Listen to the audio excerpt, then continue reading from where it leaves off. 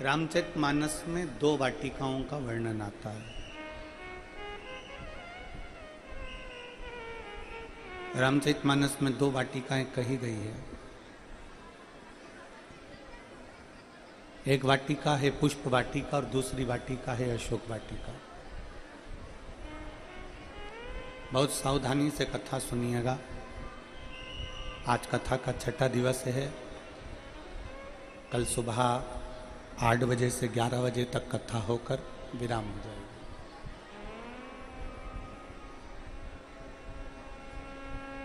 शिव महापुराण में छठे दिन को कथा का जो विराम दिवस होता है उसके एक दिन पहले का जो दिन होता है, रात्रि होती है, उसको शिवरात्रि कहा जाता है।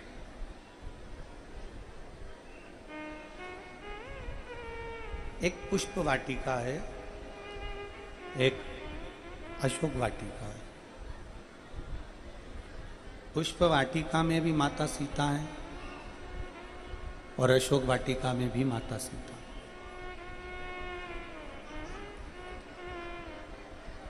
दोनों में माता सीता विराजमान। पुष्प वाटिका में भी माता सीता है और अशोक वाटिका में भी माता सीता है। दोनों जगह।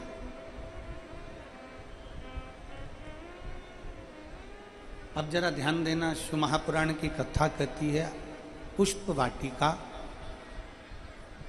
एक संत की है, राजा जनक जी की है। पुष्प वाटिका एक योगी की है।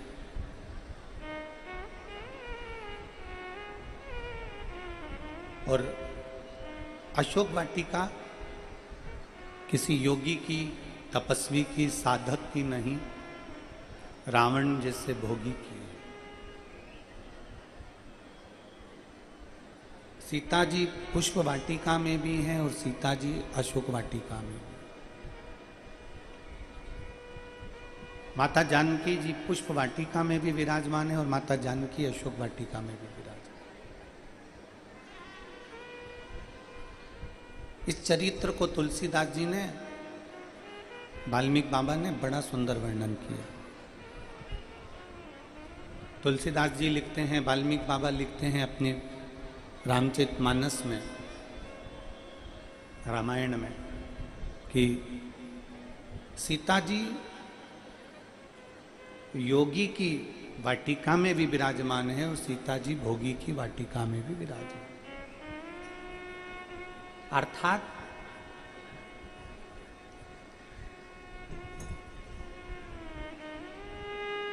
भक्ति योगी भी कर रहा है और भक्ति भोगी भी कर रहा है।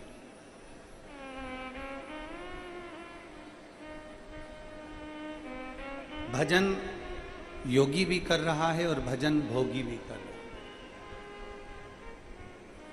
एक बड़ा सुंदर भाव यहां कहते हैं कि अगर एक जज भी अगर भगवान अपनी कुर्सी पर जाकर बैठता है तो सुबह पहले 2 अगरबत्ती लगाकर बैठता है कि मेरी कुर्सी पर से न्याय श्रेष्ठ हो। एक डॉक्टर भी अगर अपनी कुर्सी पर जाकर बैठते हैं तो वो 2 अगरबत्ती लगाकर बैठते हैं कि मेरे हाथ से अगर कोई मरीज मेरे पास में आया है तो वो ठीक होकर जाए। एक व्यापारी भी 2 अगरबत्ती लगाकर अपनी दुकान पर बैठता है कि मैं व्यापार करूं तो बाबा आप कृपा करें। छोटे से छोटा व्यक्ति से लेकर बड़ा सा बड़ा व्यक्ति भी 2 अगरबत्ती भगवान को लगाता है। अब ये तो सब श्रेष्ठ श्रेष्ठ हो गए कि जिन्होंने अगरबत्ती लगाई। अब विपरीतता में लीजिए, एक डाकू भी डाका डालने जाता है तो वो भी 2 अगरबत्ती लगाकर चले जाता है।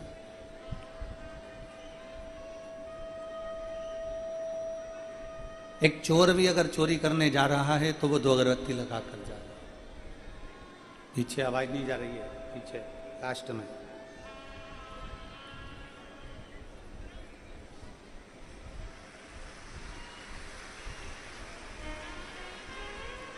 योगी भी भगवान की भक्ति में डूबा हुआ है और भोगी भी भगवान की भक्ति में डूबा हुआ है।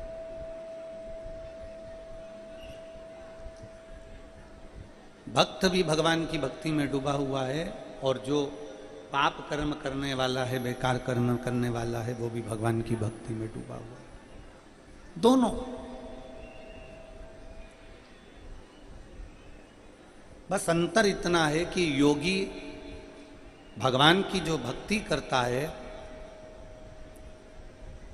वो परमात्मा को प्राप्त करने के लिए करता है, और भोगी भगवान की अगर भक्ति करता है तो खुद की उन्नति के लिए करता है, खुद को कुछ प्राप्त करने के लिए करता है। दोनों में अंतर।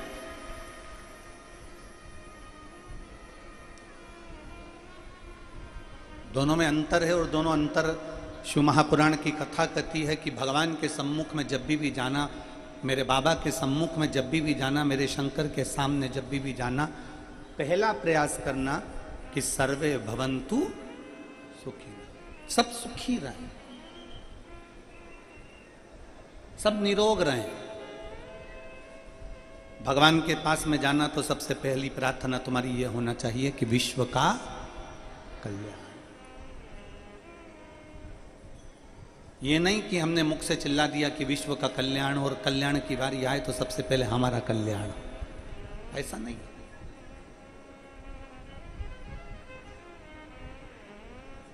पर कई बार, कई स्थिति में सारे मंदिरों में प्रसाद का वितरण होता है, सारे मंदिरों में प्रसाद दिया जाता है, पर शंकर के मंदिर में प्रसाद के वितरण का कोई मूलता नहीं।